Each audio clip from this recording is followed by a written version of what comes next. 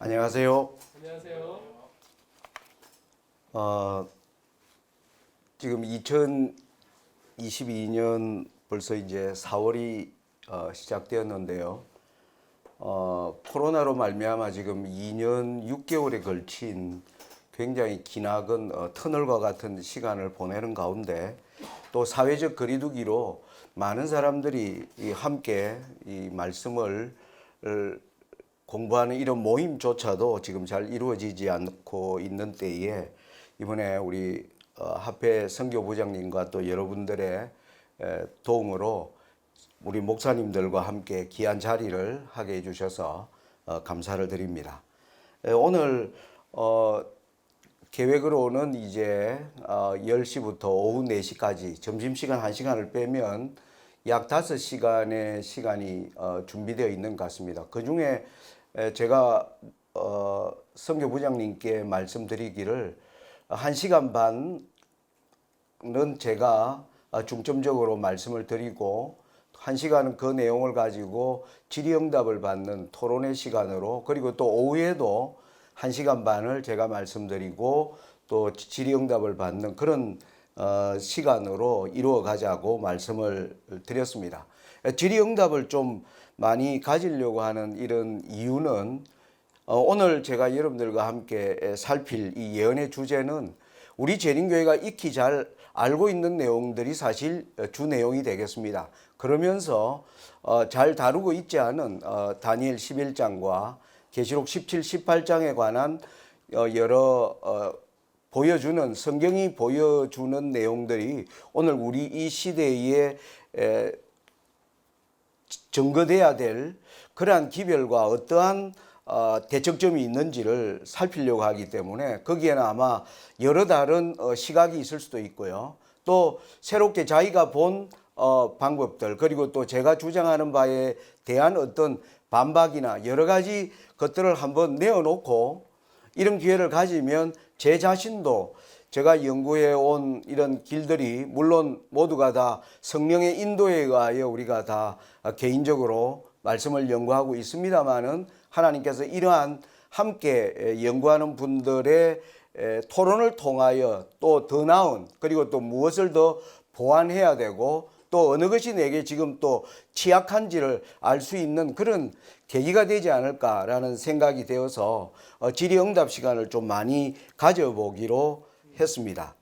그리고 이제 오늘 제가 여러분들께 제시하는 내용 가운데 교단적 입장과 조금 다른 그런 입장에 대해서는 이 자리가 어떤 학습자의 자리라기보다는 연구자의 자리로 여러분들이 생각해 주셔서 임해 주시면 하는 바람입니다.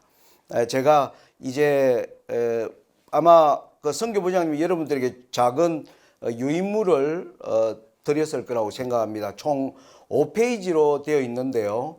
앞에 1, 2, 3페이지는 오늘 제가 주장하고자 하는 내용을 이 소제목으로 차례대로 이렇게 정리를 했고요. 거기에 대한 내용들을 여러분들이 들으시면서 메모를 하도록 이렇게 여백을 두었습니다. 그리고 4페이지와 5페이지에는 저의 이러한 주장을 뒷받침할 수 있는 예언의 신의 쿼테이션을 좀 몇 구절 따서 수록해 놓았습니다. 그래서 이 칠판과 파워포인트를 병행해서 살펴보도록 하겠습니다. 잠시 기도드리고 시작하겠습니다. 자비로우시고 은혜로우신 하나님, 오늘 하나님의 귀한 섭리로 주의 몸된 교회를 헌신적으로 섬기는 우리 목사님들과 함께 귀한 말씀의 연구 자리를 마련해 주신 하나님의 은혜를 감사합니다. 아멘. 이 자리에 하나님께서 친히 우리 모두에게 성령의 충만한 은혜를 허락하여 주셔서, 그리고 지금까지 소자에게 인도해 주신 하나님의 동일한 영께서 이 시간 우리 시작하는 시간과 마치는 시간 모든 순간순간마다 함께해 주시고 또 지혜의 말씀으로 임하여 주셔서 이 시대를 향한 하나님의 뜻 앞에 다시 한번 서게 되는 귀한 축복의 시간으로 인도해 주시옵기를 사랑이 많으신 예수님 성을 의지하여 간절히 기도드리옵나이다. 아멘. 아멘. 유인물을 보시면서 좀 같이 시작하도록 하겠습니다. 오늘 제가 5시간에 걸쳐서 함께 말씀드리고자 하는 총 주제는 뭐냐 하면은 바로 다시 외쳐져야 할 보라 신랑이로다. 저는 지금 2022년 코로나로 긴 터널을 거쳐오면서 세상 많은 사람들이 세상이 지금 돌아가는 상황이 지금까지 우리가 봐왔던 세상과 너무나 다르다는 사실에 많은 사람들이 충격을 받습니다. 우리가 의지했던 국가라고 하는 체제가 이 코로나 앞에 굉장히 무력하게 흔들리는 모습을 보고 있고요. 그리고 또 이 계속되는 이 재앙, 연이어서 일어나는 지금 어떤 자연재해, 그리고 식량난과 같은, 그리고 지금 우크라이나 전쟁, 소용돌이, 그리고 지금 여러분 인플레가 지금 심각하게 시작되면서 많은 사람들이 이 겹쳐서 오는 이 재앙의 시대에 우리가 과연 어디에 우리의 시선을 두어야 하는가가 아주 초미의 관심사가 되어 있다고 생각합니다. 특별히 하나님의 나라를 소망하는 재림 신자들에게 있어서는 지금 앞으로 이후에 전개될 세상을 과연 우리는 성경적으로 어떻게 봐야 하고 세상을 향하여 우리는 무슨 기별을 전해야 하는 것인가라는 목회 현장에서 끊임없는 아마 이러한 질문에 아마 직면하게 될 것이라고 생각합니다. 그런 관점에서 성경이 말하고 있는, 성경이 이 시대에 우리에게 말하고 있는 진정한 이 초점은 무엇일까 하는 것을 찾아보려고 하는 것입니다. 어떤 사람들은 이렇게 생각을 합니다. 제가 개인적으로 이렇게 예언을 연구해 오면서 그리고 또 세미나나 이런 것들을 여러 차례 다니면서 많은 분들을 만나면서 받는 질문 중에 한 가지가 뭐냐 하면은 마태복음 25장에 나오는 열처녀의 비유. 그 열처녀의 비유는 많은 분들이 장로님 이것은 1844년에 윌리엄 밀러로 말미암아 첫째와 둘째 천사의 기별이 전파될 때 함께 외쳐졌던 밤중 소리, 밤중에 소리가 나서 가로되 보라 신랑이로다. 이게 그때 이미 외쳐진 기별 아닙니까? 근데 이것이 다시 외쳐져야 한다는 것은 무슨 의미인가라는 것에 대하여 사람들이 이해하지 못하고 여전히 헷갈려하는 분들이 있는 것을 제가 보게 됩니다. 그래서 오늘 이 강의의 총 목표는 이 내용, 열처녀의 비유에 나온 이 밤중 소리가 왜 이 시대에 다시 외쳐져야 되고 이 기별이 왜 계시록 18장에 천사의 기별인가를 성경적으로 또 예언의 말씀을 가지고 증거해 드리는 그런 시간이라고 할 수가 있겠습니다. 여러분, 우리 제7안식일 예수 재림교회는 1844년을 기점으로 1843년에 첫째 천사의 기별이 외쳐졌고요.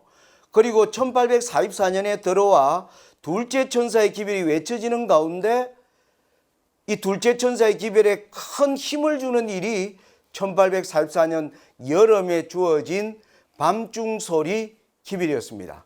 이 기별로 말미암아 재림운동은 아주 힘차게 전진되었고요. 그로 말미암아 그 이후에 셋째 천사의 기별을 전할 교회로 세움을 받은 무리가 저와 여러분이 속한 제7안식일 예수 재림교회임을 알고 있습니다. 그래서 재림교회는 우리 교회의 기별의 근간을 계시록 12장, 13장, 14장을 근거로 출발된 성경에 예언된 하나님의 교회임을 우리가 믿고 있고 그건 아주 성경에 입각한 충실한 해석임을 저도 그렇게 믿고 있고 또 모든 분들이 주지하는 바입니다. 그런데 여러분 한번 생각해 보시면 계시록 18장에 또 다른 천사가 등장을 합니다. 앞으로 성경을 통해서 보겠지만 계시록 18장에 보면 내가 보니 하늘에 또 다른 천사가 그러면서 계시록 14장 둘째 천사가 전했던 무너졌도다 무너졌도다 큰 성 바벨론이라는 기별이 다시 한 번 더 외쳐지는 가운데 여러분 계시록 18장 10절로 한번 가보겠습니다. 성경을 우리가 찾을 수 있는 부분들은 좀 찾으면서 말씀을 드리도록 하겠습니다. 계시록 18장 10절에 보시면요. 우리 여기 전도사님께서 여기 이 마이크 때문에 제가 읽어야 될 것 같습니다. 네네네. 제가 읽겠습니다. 18장 10절 한번 제가 읽겠습니다. 그 고난을 무서워하여 멀리 서서 가로되 화 있도다 화 있도다 큰 성 견고한 성 바벨론이여 일시간에 너 심판이 이르렀다 하리로다. 제가 여러분들께 여기에 좀 주의하라고 하시는 것은 10절에 일시간에 너 심판이 이르렀다라는 얘기가 계시록 18장에 또 다른 천사가 등장하면서 이 소리가 하늘로부터 외쳐진다고 하는 사실입니다. 그리고 이 외침이 있고 나면 19장 7절로 가면요. 하늘에 또 한 번의 이제 큰 뇌성이 들리는데 이렇게 말합니다. 7절입니다.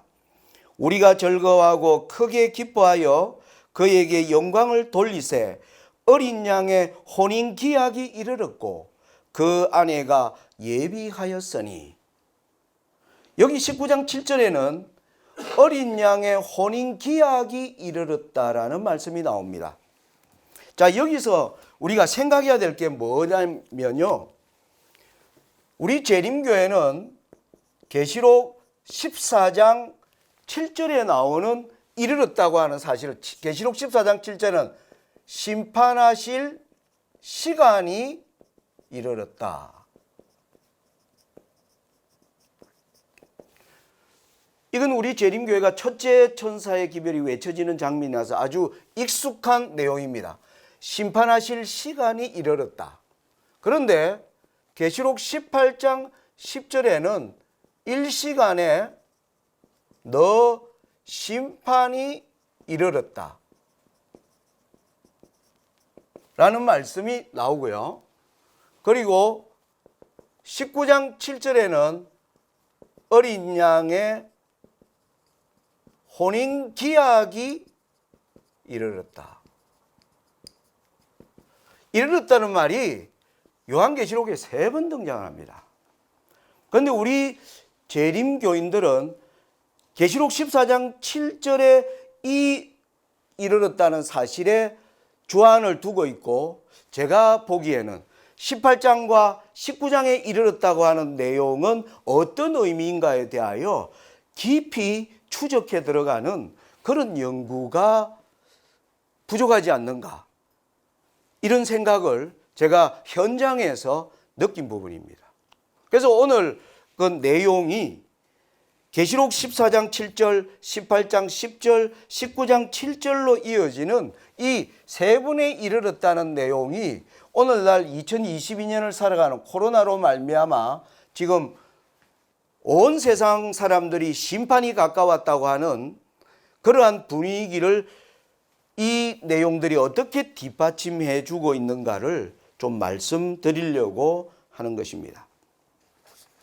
자, 여기서 우리가 생각해야 될 게 뭐냐면은 코로나19로 말미암은, 오늘날 교회는 코로나19로 말미암아 어떤 영적인 각성을 우리가 가지고 있는가 하는 것입니다.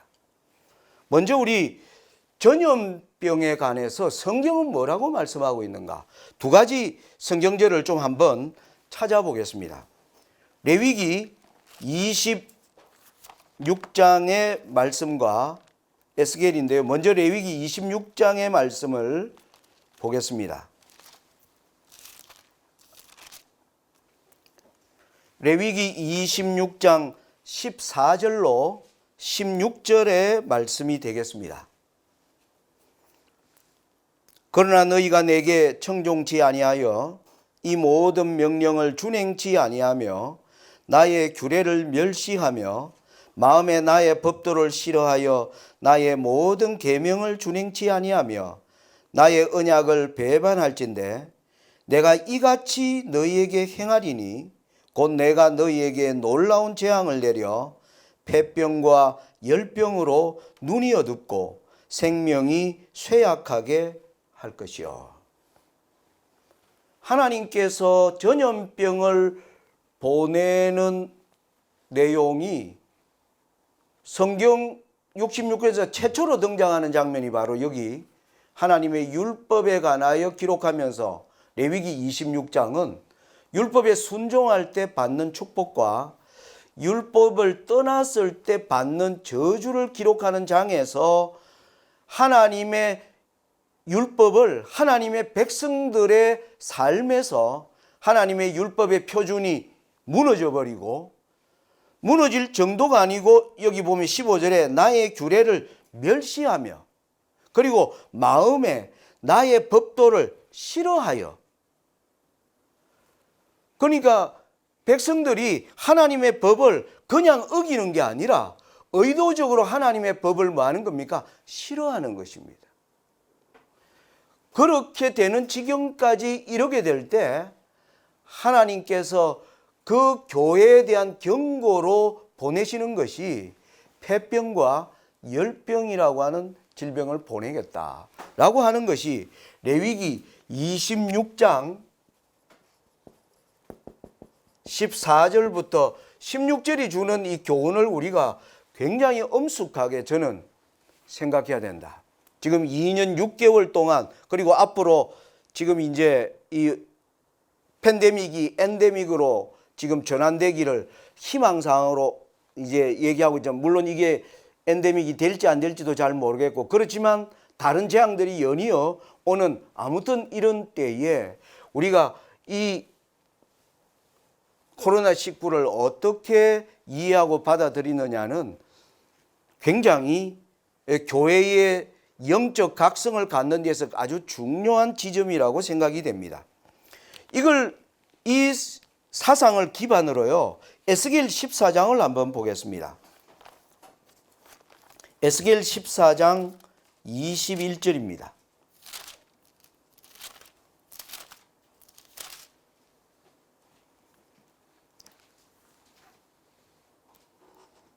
주 여호와께서 가라사대 내가 나의 네 가지 중한 벌 곧 칼과 기근과 싸나운 짐승과 온역을 예루살렘에 함께 내려 사람과 짐승을 그 중에서 끊으리니 그 해가 더욱 심하지 않겠느냐.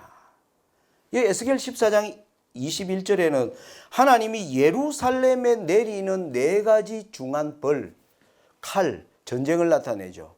기근은 설명 안 해도 아실 것입니다. 그리고 싸나운 짐승과 온역. 온역이 바로 전염병입니다. 싸나운 짐승은 뭘까요?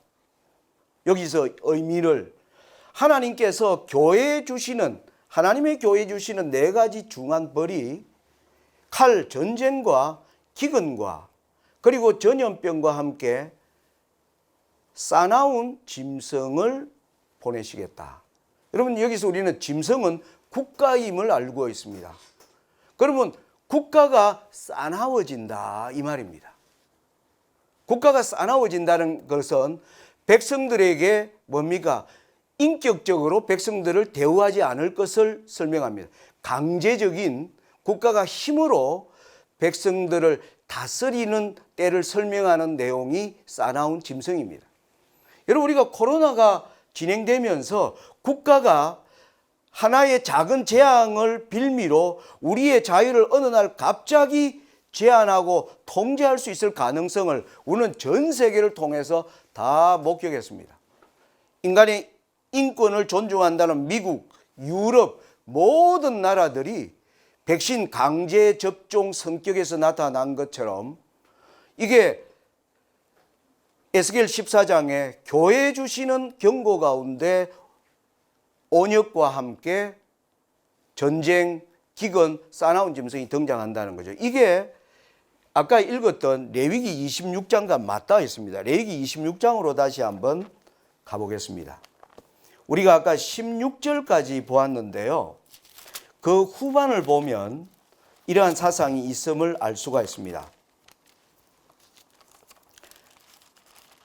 레위기 26장 16절 후반부터 보겠습니다. 폐병과 열병으로 눈이 어둡고 생명이 쇠약하게 할 것이요. 그 다음에 너희의 파종은 헛되리니 너희의 대적이 그것을 먹을 것임이며. 여기 보면 파종이 헛되고 기근이 올 것을 나타냅니다. 그리고 대적이 너희를 칠 것이다. 바로 전쟁이 일어나는 과정을 설명합니다. 그러면서 17절입니다. 내가 너희를 치리니 너희가 너희 대적에게 패할 것이요 너희를 미워하는 자가 너희를 다스릴 것이며 너희는 쫓는 자가 없어도 도망하리라.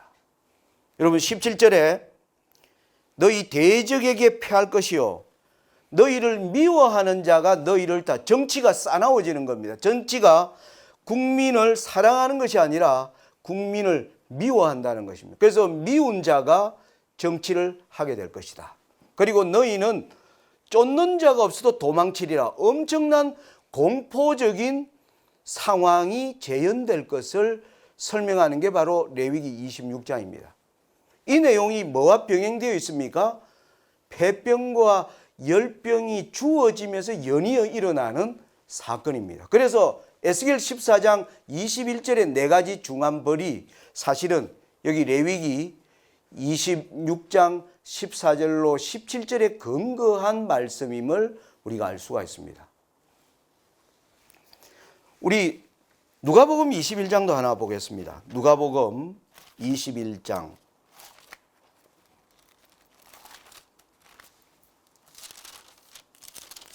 누가복음 21장은 재림의 징조를 알려주는 장으로 익히 잘 알고 있는 내용입니다. 11절 보겠습니다. 처처에 큰 지진과 기근과 온역이 있겠고 또 무서운 일과 하늘로서 큰 징조들이 있으리라. 재림의 징조 가운데 온역이 있겠고 연이어 일어나는 일이 무서운 일들이 일어날 것이다. 여러분 사람들이 지금 가장 두려워하는 무서운 일이 뭘까요? 오늘날 국가가 기능하지 못하는 것입니다. 국가가 코로나를 통해서 우리가 보는 것은 전혀 무기력한 국가가요. 그런데 백성을 통제하는 데 있어서는 엄청난 강한 힘을 발휘한다는 사실입니다. 이게 오늘날 세상에 지금 놀라운 변화를 일으키는 촉매가 되는데 교회의 영적 가성은 여기서 시작되는 것입니다. 왜냐하면은 마태복음 24장을 보시면요. 여러분들이 잘 아시는 것처럼 거기에도 재림의 징조를 말씀하시면서 마태복음 24장에 하나님께서 특별히 한 선지자를 언급합니다.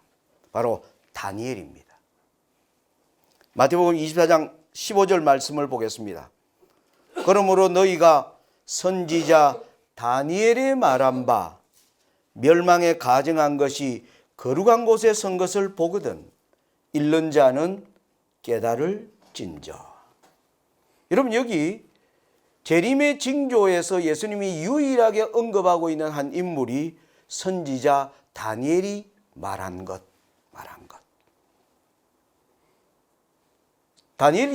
다니엘서에서 이런 말을 언제 했습니까? 멸망에 가증한 것이 거룩한 곳에 섰다라는 표현이에요. 다니엘서 어디에 이 언급이 나오는가 하는 것입니다. 자, 그런데 다니엘서를 보기 전에요. 이 내용이 누가복음 21장에는 어떻게 설명되어 있는지 한번 확인해 보겠습니다. 누가복음 21장으로 갑니다.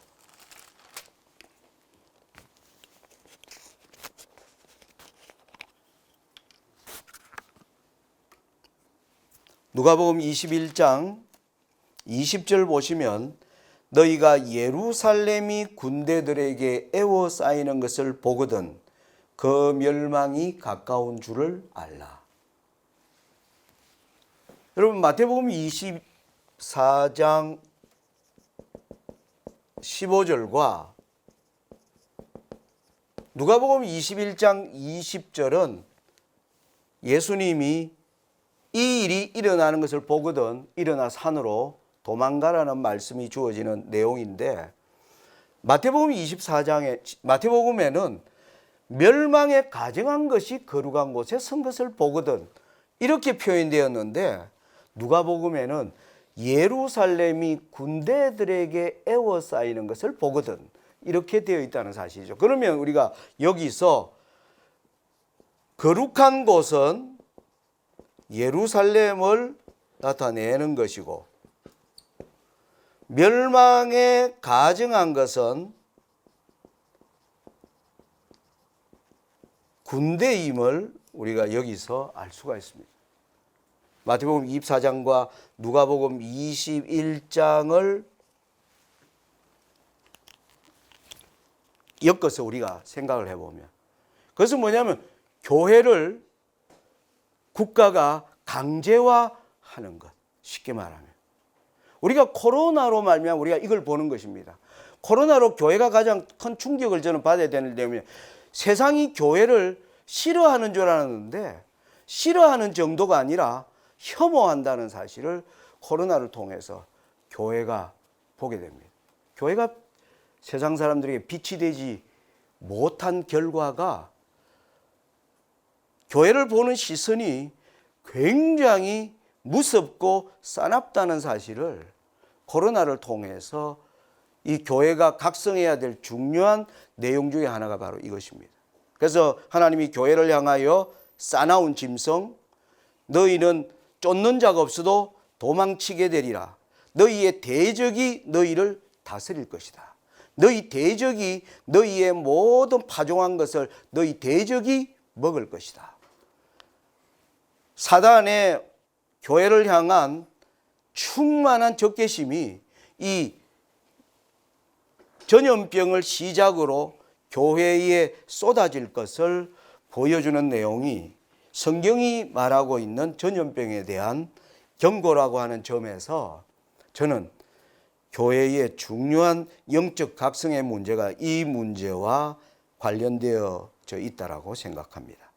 자, 그러면 마태복음 24장 15절에서 말한 선지자 다니엘이 말한 바, 그걸 다니엘이 어떻게 말하고 있는지를 좀 찾아봐야 될 것입니다. 다니엘서로 가보겠습니다.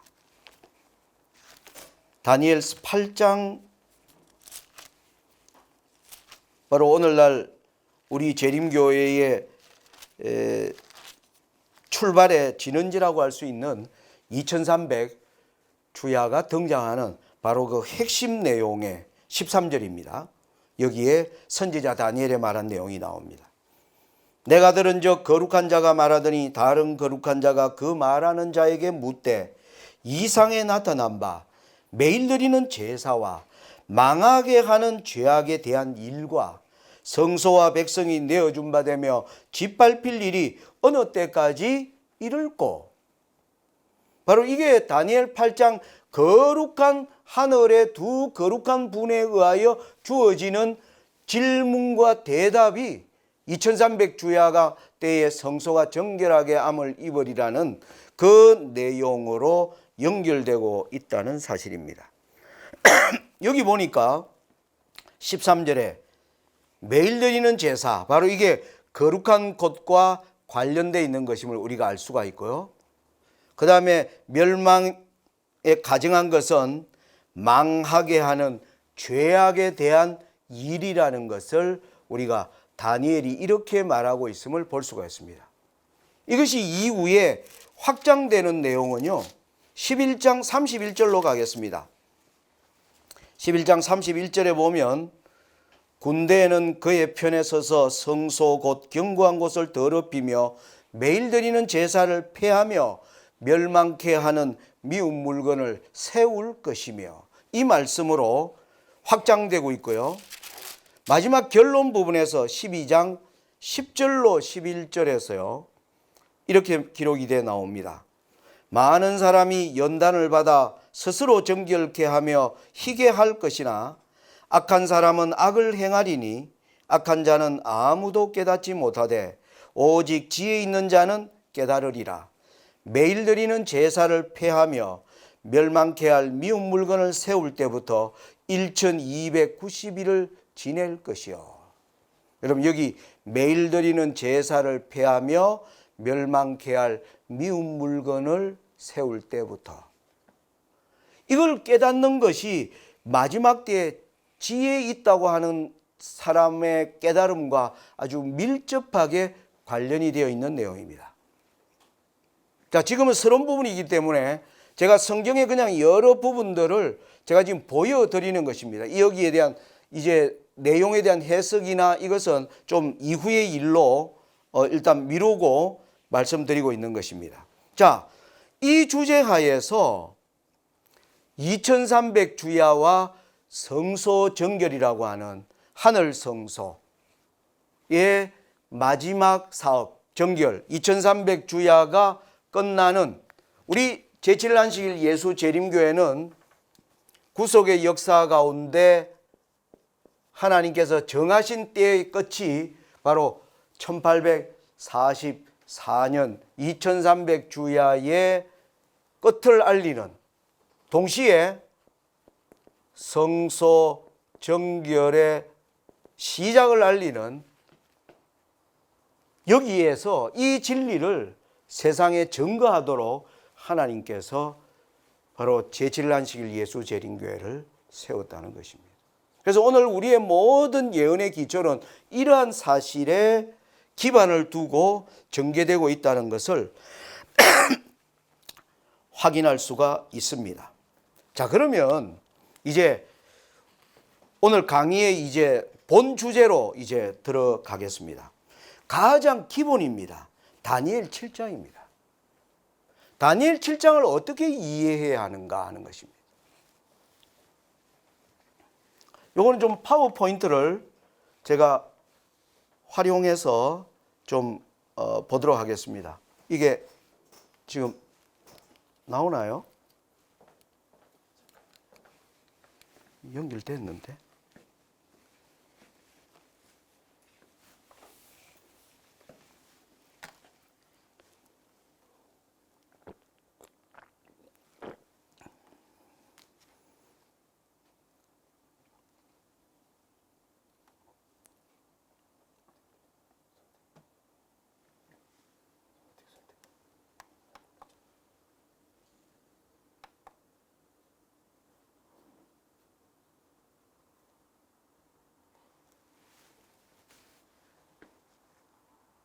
왜 안 되지? 되는가? 예, 됐습니다.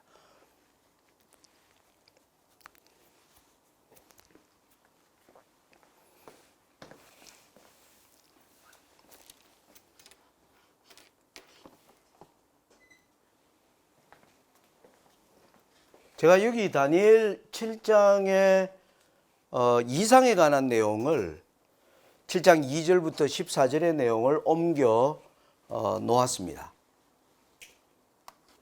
7장은 너무너무 알려져 있고 아마 모든 분들이 아주 익숙한 내용이라고 생각합니다. 먼저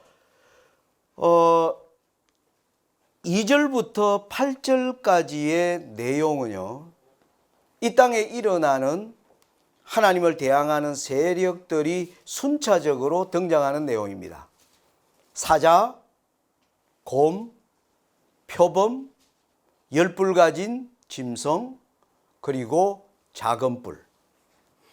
이게 1798년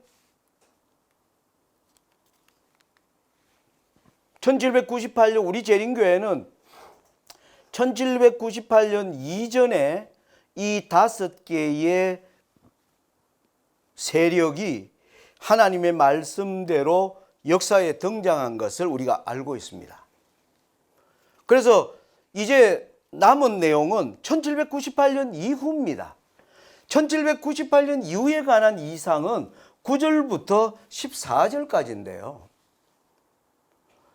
9절, 10절이 6번째 이상이고 11절, 12절이 7번째 이상이며 8번째 이상은 13절, 14절로 구성되어 있습니다. 잘 아시는 내용이지만 좀 읽어보겠습니다. 먼저 6번째 이상을 보겠습니다. 내가 보았는데 왕자가 놓이고 예적부터 항상 계시니가 좌정하셨는데 그것은 희기가 눈 같고 그 머리털은 깨끗한 양의 털 같고 그 보호자는 불꽃이요 그 바퀴는 붙는 불이며 불이 강처럼 흘러 그 앞에서 나오며 그에게 수종하는 자는 천천히요 그 앞에 시위한 자는 만만이며 심판을 베푸는데 책들이 펴 놓였더라. 잘 아시는 내용이죠. 이 이상은 바로 1844년부터 하늘 지성소에서 하나님께서 친히 수많은 천천만만의 천사들이 옹이하는 가운데 책을 펴놓고 죽은 자들과 산 자들 의인들의 행위를 조사하는 조사 심판의 시작이라는 것을 우리 재림교회는 알고 있습니다. 자, 그런데 우리가 11절 12절의 내용은 그렇게 연구가 되고 있지 않습니다. 한번 읽어보겠습니다. 그때에 내가 그 큰 말하는 작은 뿔의 목소리로 인하여 주목하여 보는 사이에 짐승이 죽임을 당하고 그 시체가 상한 바 되어 붙는 불에 던진 바 되었으며 그 남은 모든 짐승은 그 권세를 빼앗겼으나 그 생명은 보존되어 정한 시기가 이르기를 기다리게 되었더라. 여기 보면 앞에 나왔던 짐승들의 장면을 다시 클로즈업 시키면서 그 짐승이 죽임을 당한 것 같은데 생명은 보존되어 있다가 정한 때가 이르면 살아나는 것처럼 7번째 이상은 이렇게 기록되어 있다는 겁니다. 자, 그 다음에 8번째입니다. 13절 14절입니다.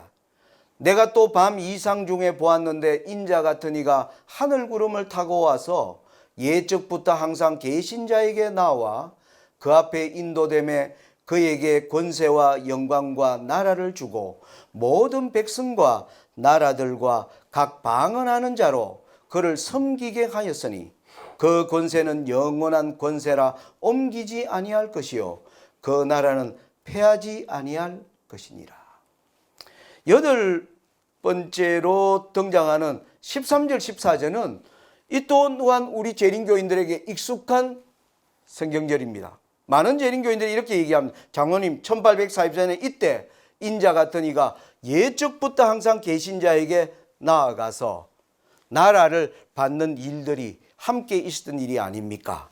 재림교인들이 이렇게 이해하고 있습니다. 자, 요약하면요 6번째 이상은 책을 펴놓고 심판하는 장면입니다. 7번째는요 앞에 등장했던 짐승들이 권세는 빼앗겼는데 생명은 보존되어 있으면서 정한 때가 이르기를 기다리는 장면이고요. 그리고 8번째는 인자 같은 이가 예적부터 계신 자에게 나아가 영원한 나라를 받는 장면으로 나누어져 있다. 이렇게 설명드릴 수가 있습니다. 자, 우리 재림교회는 1798년에 이 일어난 순서를 따라 하나님의 말씀이 성취된 것을 보는데 그 이후에 나오는 6번째, 7번째, 8번째 장면은요 재미있는 것이 하늘의 광경이 6번째 하늘의 심판이 베풀어지는 광경입니다. 그리고 7번째는 다시 땅에 일어난 짐승들을 보여주고요 8번째는 다시 인자 같은 이가 하늘에서 나라를 받는 광경입니다. 제가 얘기를 하는 얘기가 뭐냐 하면은 1798년 이전에는 땅에서 일어나는 세력만 계속 보여줬어요. 사자부터 작은 불까지. 이건 하늘에서 일어나는 일이 아닙니다. 땅에서 일어나는 일을 보여주다가 1798년 이후에는 하늘에서 일어나는 일, 땅에서 일어나는 일, 하늘에서 일어나는 일로 구성되어 있다는 것입니다. 이 의미가 뭐냐면 여러분 주기도문에 보시면 이렇게 나옵니다. 나라의 임하옵시며 하나님 나라가 이 땅에 임하는 방법이 뜻이 하늘에서 이룬 것 같이 땅에서도 이루어지이다.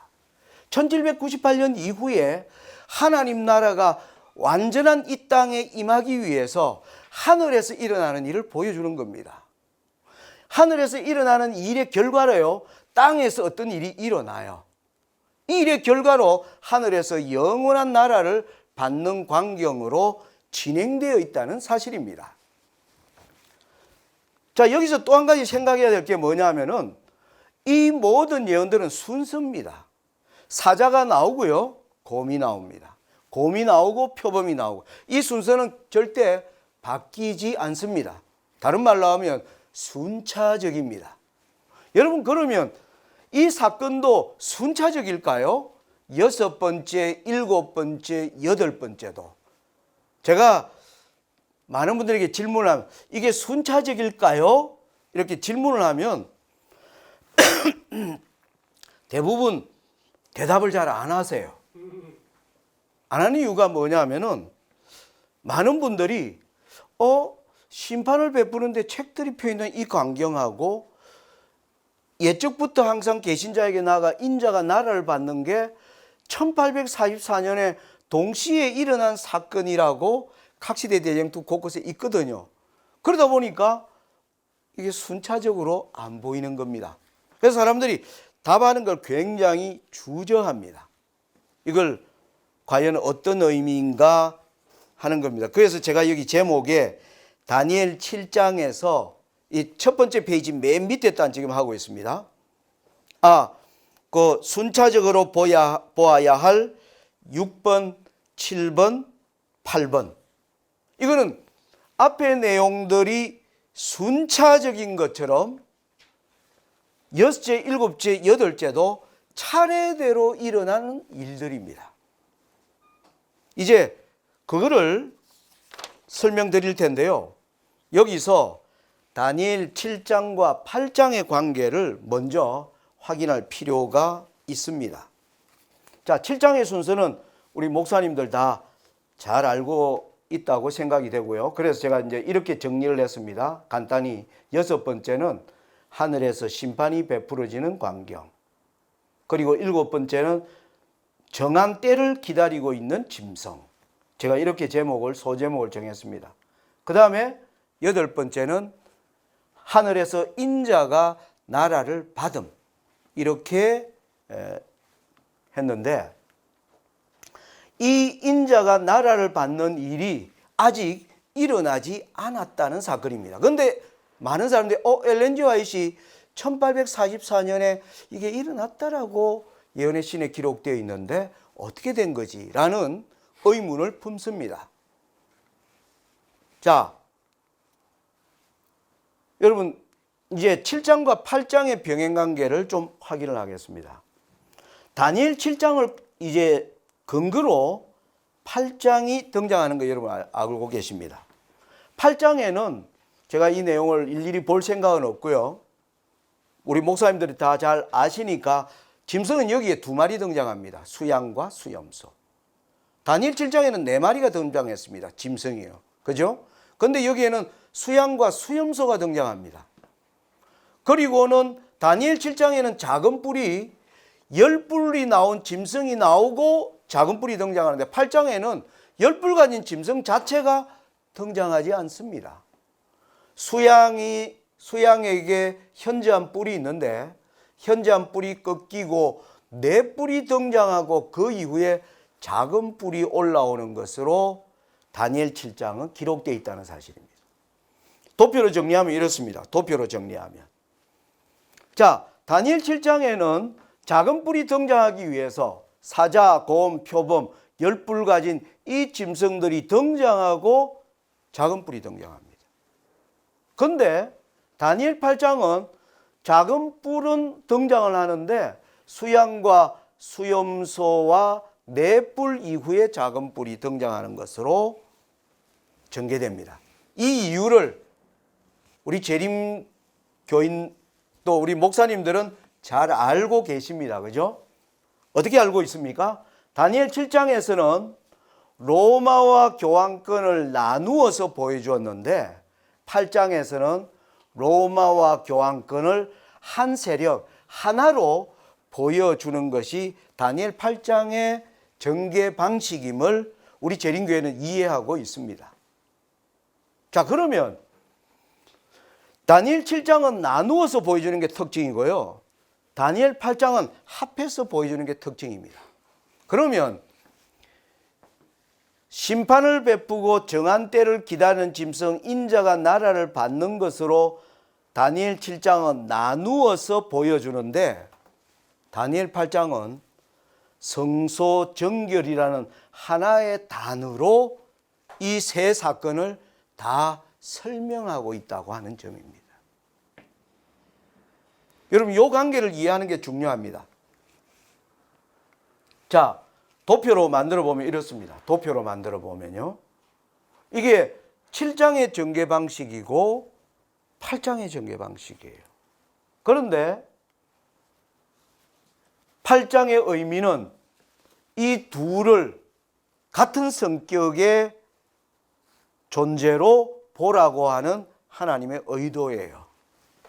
그리고 하늘에서 일어나는 일, 땅에서 일어나는 일, 하늘에서 일어나는 일은 성소정결이라고 하는 지성소에서 일어나는 사역을 총체적으로 보여주고 하나하나 보여주고 있다는 것을 설명한다는 겁니다. 그걸 제가 정말 그러한가? 엘렌 G 화이트의 정언으로 한번 살펴보겠습니다. 이제 2페이지로 진행됩니다.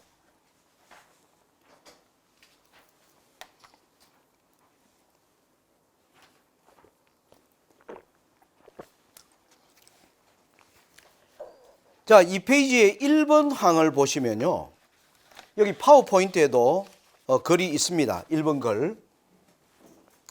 1번 글을 보면 제가 읽겠습니다. 초기 문집 280페이지예요. 모든 사람의 운명이 생사간에 결정되었다. 예수께서 성소에서 봉사하고 계시는 동안 죽은 의인들과 살아있는 의인들에 대하여 심판이 행하여졌다. 그리스도께서는 그분의 백성들을 위하여 대속하시고 그들의 죄를 도말하심으로 인하여 그의 왕국을 받으셨다. 그리고 왕국에 살 거민들이 결정되었다. 어린 양의 혼인이 이루어졌다. 여러분, 초기 문집 280페이지에서 우리가 볼 수 있는 내용이 뭡니까? 예수 하늘 성소에서 조사 심판이 죽은 의인들과 살아있는 의인들에 대한 모든 경우가 지금 심판에서 다스려지고 있다. 그래서 그분의 백성들의 죄 문제를 처리하고 그들의 죄를 도말하심으로 인하여 왕국을 받았다는 겁니다. 그러니까 다니엘 7장의 8번째 이상의 인자가 나라를 받는 것은 의인들의 죄가 도말됨으로 말미암아 이루어지는 일이지, 도말 안 됐는데 나라 먼저 받은 것이 아니라는 사실을 우리가 인지해야 합니다. 그리고 이 사건은 뭐냐면 어린 양의 혼인이 이루어졌다라는 것으로 엘렌 G 화이트가 표현하고 있다는 점입니다. 다음, 대쟁투 427페이지에 화이트는 이렇게 얘기합니다. 혼인은 그리스도께서 당신의 나라를 받으시는 것을 의미한다. 제가 오늘 이 강의의 가장 큰 주제가 보라 신랑이로다. 보라 신랑이라는 말이 혼인을 하려고 신랑이 임하시는 것을 설명합니다. 그죠? 그 혼인은 바로 당신의 나라를 받으시는 것을 의미한다. 그러니까 여러분, 다니엘 7장의 맨 마지막 이상인 인자가 나라를 받는 것이 어린 양의 뭐라는 겁니까? 혼인 시기라는 것을 알 수가 있습니다. 자, 그 다음에 초기 문집이 251페이지에 이렇게 나옵니다. 나는 예수께서 지성소에 계시는 동안 새 예루살렘과 결혼하실 것을 보았다. 어린 양의 혼인식에서 신부는, 제가 우리 세미나나 이런 거 할 때마다 청중들에게 질문합니다. 여러분 어린 양의 혼인식에서 신부는 누구입니까? 하면 많은 분들이 우리요 신자들요 교회요 이렇게 많은 사람들이 주장합니다. 그런데 정확히 말하면 그건 틀린 대답입니다. 어린 양의 신부는요 새 예루살렘이 어린 양의 신부입니다. 어린 양의 혼인식에서. 그래서 이 어린 양의 혼인식이 어디서 이루어지느냐 하면 지성소에 계시는 동안 이루어지는 것입니다. 지성소에 계시는 동안이라는 말은 성소 정결의 사역 속에 혼인식이 뭐 되어 있다? 포함되어 있다라는 의미입니다. 많은 분들은요 재림교회에 꽤 많은 사람들이 혼란에 빠져 있는 게 뭐냐 하면은 성소 정결 사역은 조사 심판이라고 생각합니다. 조사 심판도 성소 정결에 포함됩니다. 그런데 조사 심판이 왜 조사 심판만 이루어지는 게 아니라 조사 심판이 이루어지고 그 결과로 백성들의 죄가 도말되면 뭐가 있습니까? 혼인이 있어요. 근데 혼인식이 어디에서 있다고요? 지성소에 있다는 얘기입니다. 그러니까 지성소 사역의 가장 흥분되는 이벤트는 조사 심판이 아니고 사실은 어린 양의 혼인식입니다. 그런데 혼인식을 위해서 뭐가 있어야 됩니까? 조사를 먼저 해야 하는 것입니다. 누가 거기에 합당한 사람인가? 자, 이게 엘렌 G. 화이트의 정언을 통해서 우리가 볼 수 있는 내용입니다. 자, 그러면 우리가 다니엘 7장에서 나오는 아까 6번, 7번, 8번은요 순서대로 여섯 번째가 먼저 있어야 되는 일. 여섯 번째는 조사 심판하는 광경이고 여덟 번째는 나라를 받기 때문에 나라는 조사 심판을 통하여 거기에 살 자들이 결정되고 난 후에 일어나는 거기 때문에 다니엘 6, 7, 8은 순차적임을 알 수가 있고요. 순차적인데 모두 다 어디에 있을 때? 예수님이 지성소에 계실 때 일어나는 사건임을 알 수가 있습니다. 자, 여러분 이제 이걸 우리가 이해하게 되면요.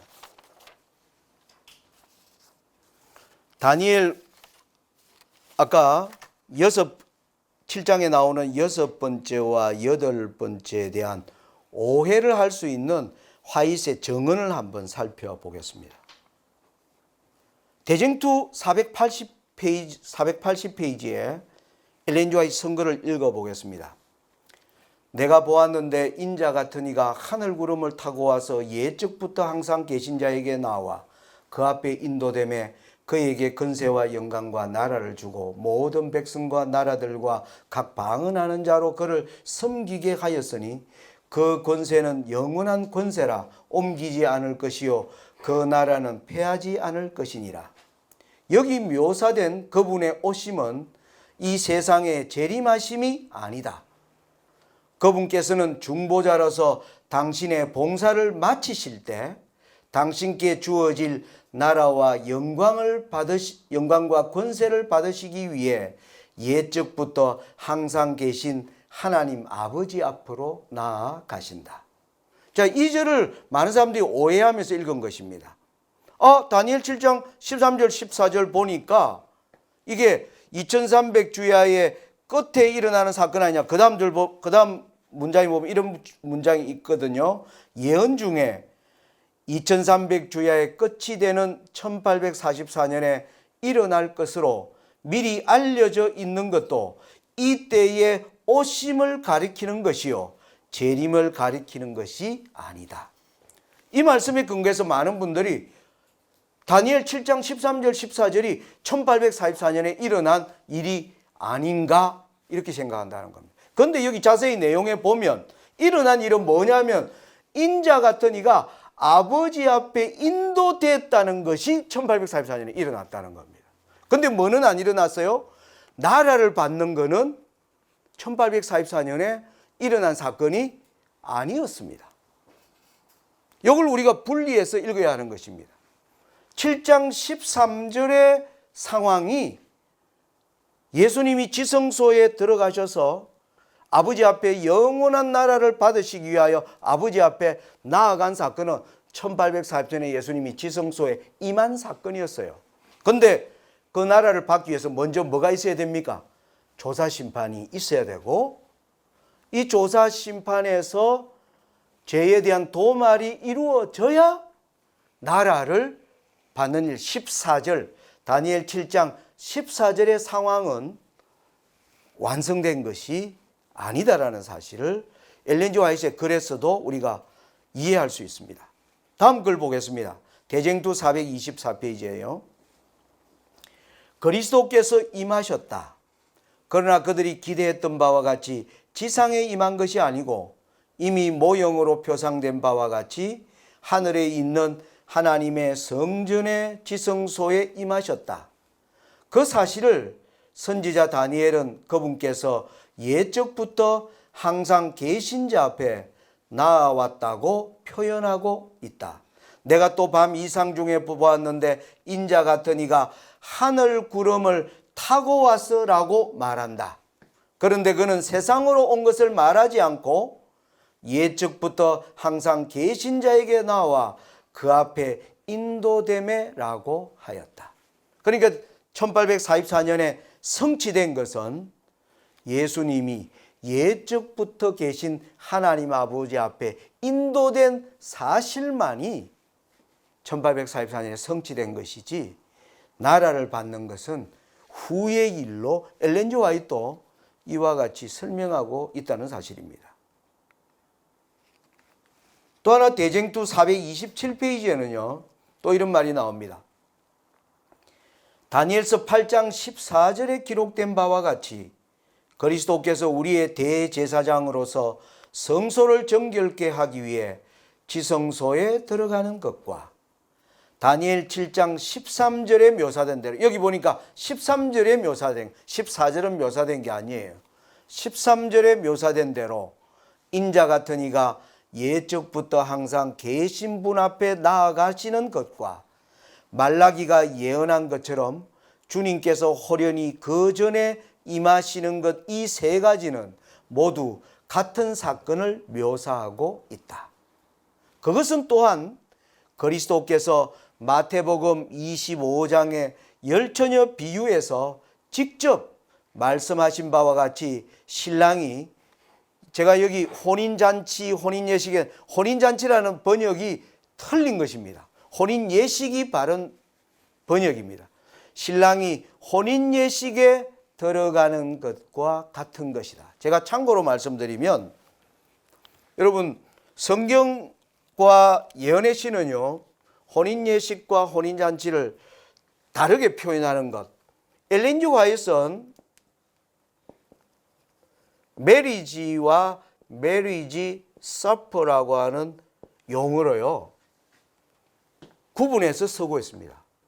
이 메리지는 인자가 나라를 받는 혼인 예식을 설명하고 있고요, 메리지 서퍼는 혼인 잔치를 설명. 엘렌 G. 화이트는 이 두 가지를 철저히 구분해서 사용하고 있습니다. 여러분들이 화이트 원문을 참고해 보시면. 자, 왜냐하면 이 두 가지에 대한 혼선이 지금 기독교 안에 팽배하기 때문입니다. 마태복음 25장의 열처녀 비유에도 대부분의 성경의 번역에 보면 혼인잔치라고 번역되어 있는데 그것은 잔치가 아니고 예식으로 번역합니다. 헬라어 성경으로 보면 여러분 아시죠?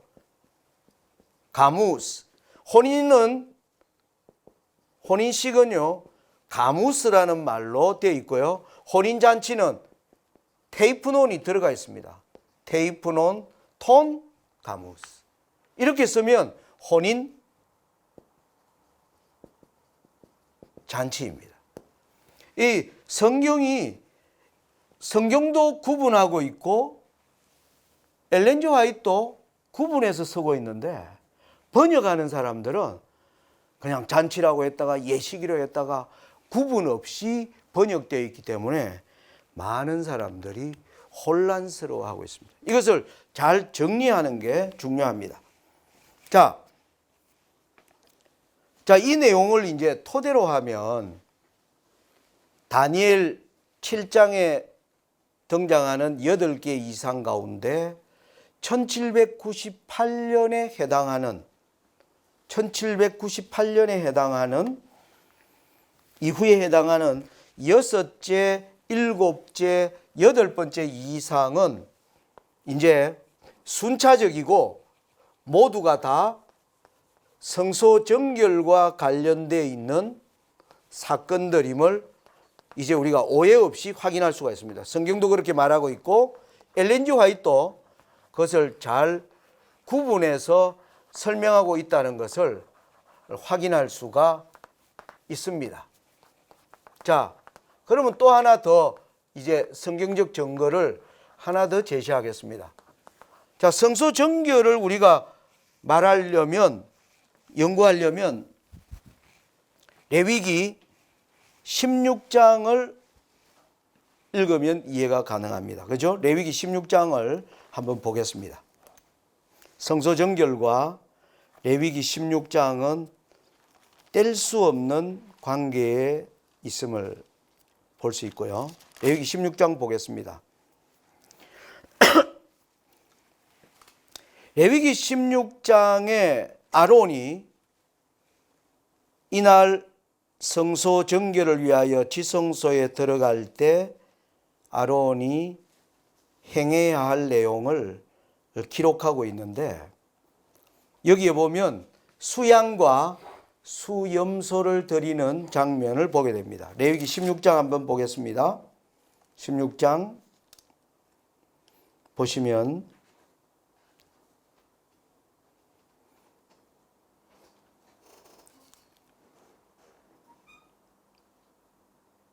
3절 보겠습니다.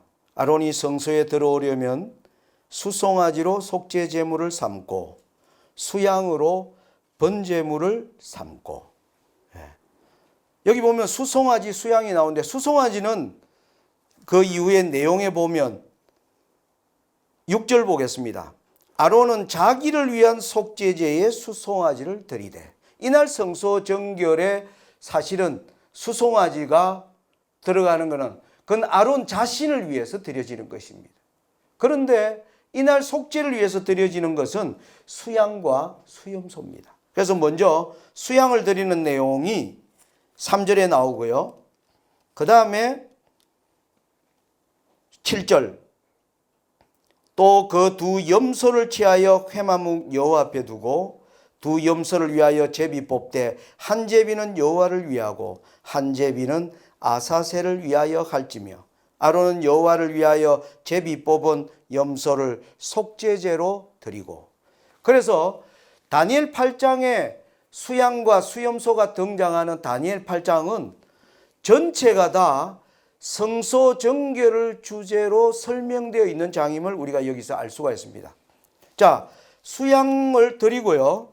그리고 수염소를 드립니다. 염소를 잡으면 15절입니다. 백성을 위한 속죄제 염소를 잡아 그 피를 가지고 장 안에 들어가서 그 수송아지 피로 행함같이 그 피로 행하여 속죄소 위와 속죄소 앞에 뿌릴지니 곧 이스라엘 자손의 부정과 그 범한 모든 죄를 인하여 지성소를 위하여 속죄하고. 자, 이게 첫 번째 행위입니다. 대속죄일에 행하는 가장 첫 번째 행위는요, 수양을 드리고 수송아지를 드려서 속죄를 행합니다. 그리고 나면 20절입니다. 20절 지성소와 회막과 단을 위하여 속죄하기를 마친 후에 산염소를 드립니다. 이 산염소가 아사셀을 위한 염소를 드리는 장면입니다. 21절입니다. 아론은 두 손으로 산염소의 머리에 안수하여 이스라엘 자손의 모든 불의와 그 범한 모든 죄를 고하고 그 죄를 염소의 머리에 두어 미리 정한 사람에게 맡겨 광야로 보낼지니. 이게 두 번째 행위입니다. 아사셀 염소를 처리하는 것입니다. 그리고 나서 이걸 다 끝나고 나면 23절입니다. 아론은 회막에 들어가서 지성소에 들어갈 때 입었던 세마포 옷을 벗어 거기 두고 드디어 대제사장 옷을 벗는 것으로 이날 대속죄일의 사역이 끝납니다. 세 가지 사역입니다. 수양과 수염소, 수양을 먼저 드리고요. 수양은 매일의 제사를 위하여 드려지는 겁니다. 그날 성소 정결을 위해서는 수염소를 드리고요. 그리고 산염소를 드립니다. 산염소를 드리고 나면 대제사장의 옷을 벗고 왕복으로 갈아입는 것입니다. 이게 성소 정결에도 세 가지 단계로 구성되어 있다. 레위기 16장에 보면 엘렌 지 화이트 초기 문집 280페이지에 요 내용을 이렇게 기록해 놓았습니다.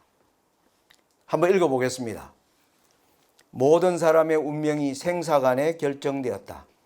예수께서 성소에서 봉사하고 계시는 동안 죽은 의인들과 살아있는 의인들에 대하여 심판이 행하여졌다. 그리스도께서는 그분의 백성들을 위하여 대속하시고 그들의 죄를 도말하심으로 인하여 그의 왕국을 받으셨다. 그리고 왕국에 살 거민들이 결정되었다. 어린 양의 혼인이 이루어졌다. 예수께서 지성소를 나오실 때 나는 그의 예복에서 방울 소리가 나는 것을 들었다. 예수께서는 하늘 성소 뜰에서 잠시 머무르신 후 그가 지성소에 계실 때 고백된 죄악들을 죄의 창시자요 죄의 형벌을 받아 마땅한 사탄에게로 옮기셨다. 그러고 나서 나는 예수께서 그의 제사장 예복을 벗고 당신의 최고의 왕권을 표시하는 옷을 입으시는 것을 보았다. 천군들의 호위를 받으며 그분은 하늘을 떠나셨다. 여기 초기 문집에 엘렌 지 화이트이 레위기 16장에 근거한 성소 정결의 새 국면, 왕국에 살 거민들을 위한 모든 속죄가 이루어지고 아사셀 염소에게 죄를 전가시키고 제사장 예복을 벗고 왕복으로 갈아입는 광경, 이 세 가지 사건을 설명하고 있음을 확인할 수 있습니다. 자, 이제까지의 내용을 토대로요, 이제 결론적으로 보시면 바로 아까 제가 시작할 때 요한계시록 14장 7절, 18장 10절, 19장 7절에 세 번에 걸쳐서 이르렀다라는 말이 다 뭐와 관련되어 있는 겁니까? 성소 정결과 관련된 사역이 이루어졌음을 요한계시록도 설명하고 있는 것입니다. 다니엘 7장은요, 예언의 시작입니다. 하나님이 예언을 주시는 첫 시작이 다니엘에게 친히 보여주시기 시작하죠. 그게 바로 다니엘 7장입니다. 다니엘 7장이 예언의 시작이고요. 요한계시록 17, 18, 19는 예언의 결론 부분입니다. 그러니까 시작과 결론 부분이 같아져야 돼요. 그래서 시작 단계인 7장에서 심판이 시작되고 때를 기다리는 짐승이 등장하고 나라를 받는 이 세 가지 사건이 요한계시록에서는 심판하실 시간이 이르렀음이니 그 짐승에게 일시간에 너 심판이 이르렀다.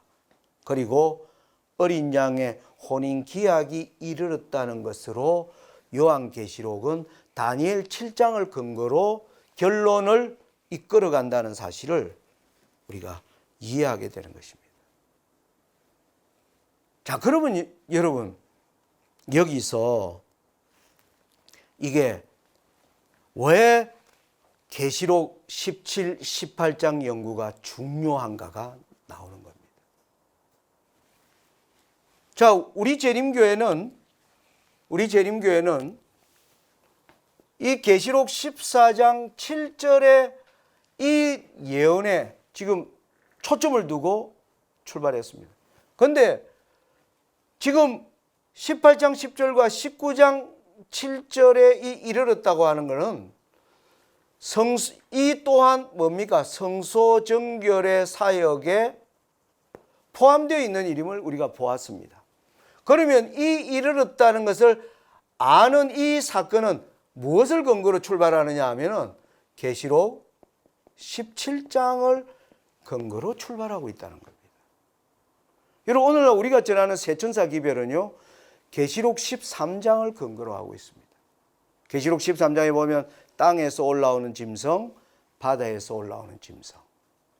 그래서 죽게 된 상처가 나아서 올라오면 짐승의 우상을 세우고 짐승의 표를 강요하는 이 내용을 기반으로 셋째 천사의 기별에 짐승의 표를 받거나 이마의 표를 받는 사람이 받을 재앙을 기록하는 이 세 천사의 기별은 계시록 13장을 근거로 되어 있어요. 그래서 13장을 근거로 14장 7절에 심판이 이르렀다는 걸 알리는 겁니다. 그런데 지금 우리가 연구하게 되는 일시간에 너 심판이 이르르고 어린 양의 혼인기약이 이르렀다는 이 이르름은 계시록 17장을 근거로 출발하고 있습니다. 그러므로 지금 우리가 계시록 17장 연구가 아주 기묘하고도 엄중한 과제라는 사실을 우리가 여기서 이해해야 합니다. 그러니까 계시록 17장의 연구가 활성화되면 오늘 우리가 세상을 보는 교인들의 영적 시각이 달라질 수 있다는 것을 우리가 여기서 이해할 수 있다는 것을 역으로 말하는 것이라 설명할 수 있습니다. 자, 여러분 여기서 한 가지 생각해 보세요. 자, 계시록 19장 7절에서 어린 양의 혼인 기약이 이르렀다라고 표현한 것은 무슨 뜻입니까? 여러분 여기 1844년 이후로 성소 정결 사역은 여기 보니까 성소 정결 사역의 맨 마지막 사건이 어린 양의 혼인 계약이 이르렀고라는 사건입니다. 이 일이 이루어지면 성소 정결의 사역이 완성됩니다. 여러분, 하나님께서 성소 정결의 시작을 알린다면 마지막도 알려주셔야 되지 않겠습니까? 여러분, 오늘날 많은 사람들이 혼란스러워하는 게 뭐냐면은 1844년 이후로 지금 2022년이니까 178년이 지나고 있는 것입니다. 178년이 지나가니까 사람들이 조사 심판이 이렇게 길어지는 것에 대하여 혼란이 와 있는 거죠. 그러니까 뭐 이상구 박사 같은 사람들, 박용호 목사, 꽤 재림교회에 많이 알려진 수많은 사람들이 조사 심판을 부정하는 일, 하늘성소 사역 자체를 부정하는 일, 이런 일들이 재림교회 안에서 횡행하여 일어나는 것은 지금 1844년 이후에 이 사역에 대한 이해에 큰 사람들이 당혹감을 느끼고 있다는 것을 보여준다는 겁니다. 자, 어린 양이 혼인기약이 이르려면 우리는 두 가지가 있어야 되면 합니다. 뭡니까? 하나는 죽은 의인을 위한 심판, 그리고 살아있는 의인을 위한 심판. 이게 이루어지고 뭐가 있는 겁니까? 어린 양의 혼인기약이 이루어집니다. 그러면 이 어린 양의 혼인기약이 지금 가까워졌다는 말은 지금 죽은 의인을 위한 심판을 하고 있는 것일까요? 살아있는 의인을 위한 심판을 하고 있는 것일까요? 여러분, 심판에서, 하늘 조사 심판에서 죽은 자를 먼저 합니까? 살아있는 자를 먼저 합니까? 당연히 죽은 자를 위한 심판이 먼저 합니다. 왜? 죽은 자는 이미 사건이 다 뭡니까? 종결되어 있는 것을 뭐만 하면 됩니까? 확인만 하면 됩니다. 살아있는 의인들은 지금 하고 있는 활동에 대한 평가가 있어야 하기 때문에 이것을 순서로 따진다면 죽은 엘렌 지 화이트 초기 문집에 보면 예수께서 성소에서 봉사하고 계시는 동안 죽은 의인들과 살아있는 의인들에 대하여 심판이 행하여졌다. 여러분, 조사 심판은 복음이죠. 여러분, 이 감옥에 저는 많은 사람들이 이 조사 심판에 대하여 부담스러워하는 분들이 굉장히 많은 거 여러분 알고 계십니다. 저도 그런 사람들을 위하여 조사 심판을 설명할 때 저는 이렇게 얘기합니다. 여러분, 감옥에 가면 두 종류의 죄인이 있습니다.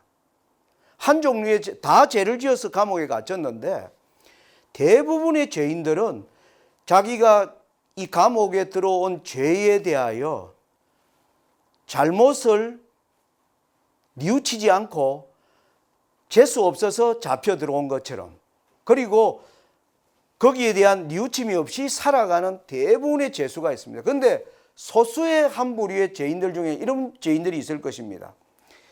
자기가 이 감옥에 온 사실에 대하여 충격적으로 내가 어떻게 이렇게 어리석은 삶을 지난날 살고 내가 지금 이 감옥에 와 있는가를 몸서리치도록 깨닫는 사람들은 다시 내게 기회가 주어진다면 동일한 잘못을 범하지 않을 것이라 생각하면서 감옥에 있는 죄인들이 있습니다. 여러분, 이런 사람들에게 네가 지은 죄의 성질에 대하여 정상 참작을 해주겠다고 하는 조사 심판을 소식을 들었을 때 이 죄인들에게는 이 소식이 어떤 소식입니까? 기쁜 소식입니다. 자기의 죄를 다시 한번 뭐 해주는 거요?